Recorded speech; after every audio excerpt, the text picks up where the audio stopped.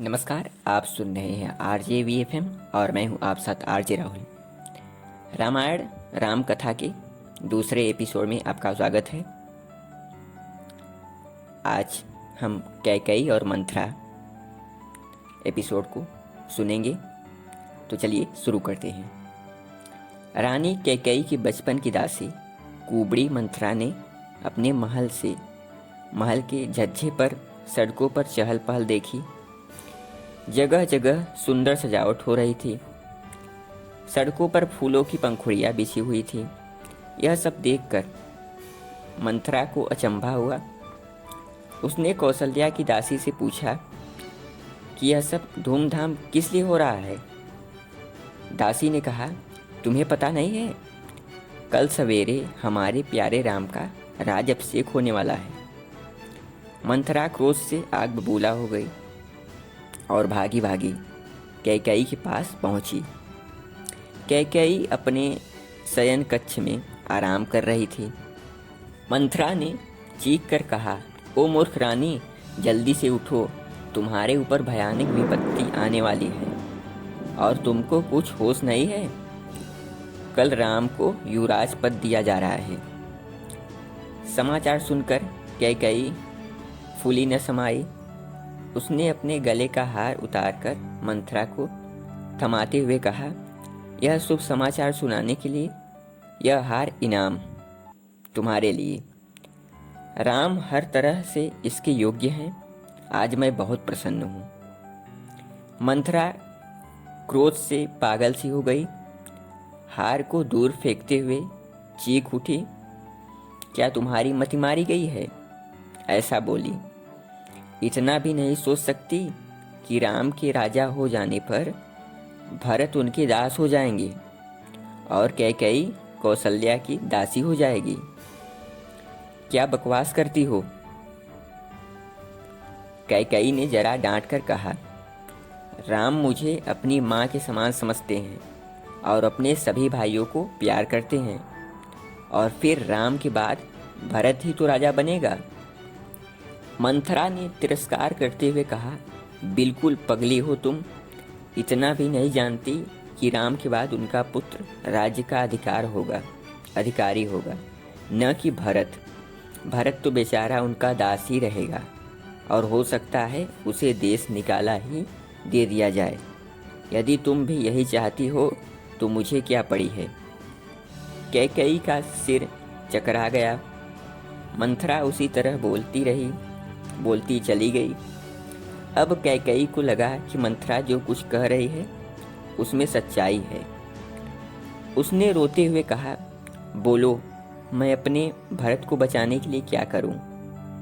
मंथरा बोली, रानी, याद करो, कुछ समय पहले तुमने युद्ध भूमि में राजा के प्राणों की रक्षा की थी।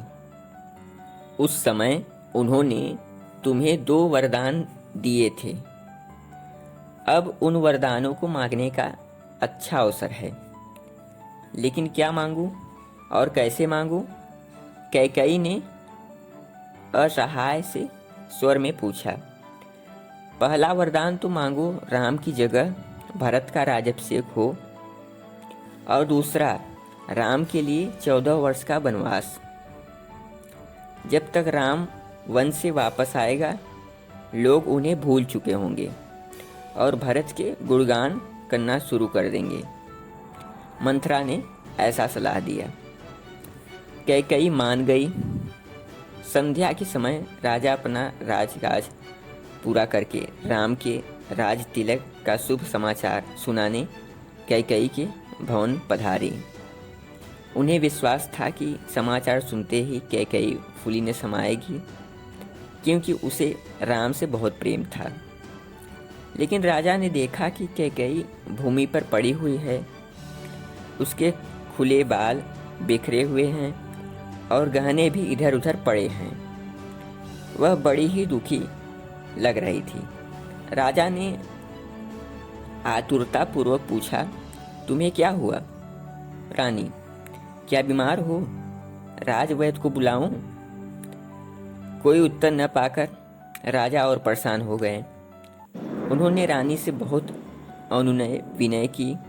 आखिर कैकई बोली, मुझे कुछ भी नहीं हुआ। आपसे मैं जो भी मांगूं उसे पूरा करने का वचन दे तो मैं आपको अपनी बीमारी के बारे में बताऊं। मैं राम की सौगंध खाकर कहता हूँ, तुम्हारी इच्छा अवश्य पूरी करूँगा।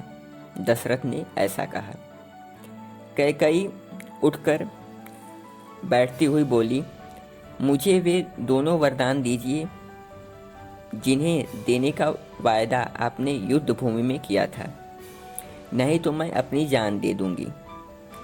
दशरथ मुस्कुराए और बोले, जो भी तुम्हारी इच्छा हो मांगो। दशरथ वचन देकर कभी पीछे नहीं हटते थे।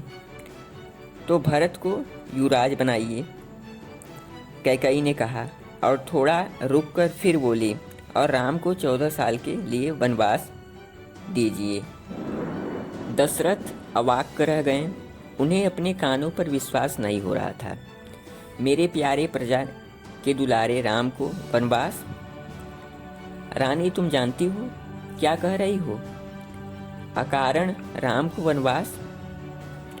लोग मुझे क्या कहेंगे? कुछ और मांग लो। कैकई, ऐसा अनर्थ न करो। राम को हर हालत में वनवास होना ही चाहिए। ऐसा कैकई अड़ गई। शोकाकुल राजा सारी रात कैकई को समझाते रहे, गिड़गिड़ाए, डराए, धमकाए, लेकिन वह नहीं पसीजी। इस तरह सारी रात बीत गई और दुर्भाग्यपूर्ण सुबह आई।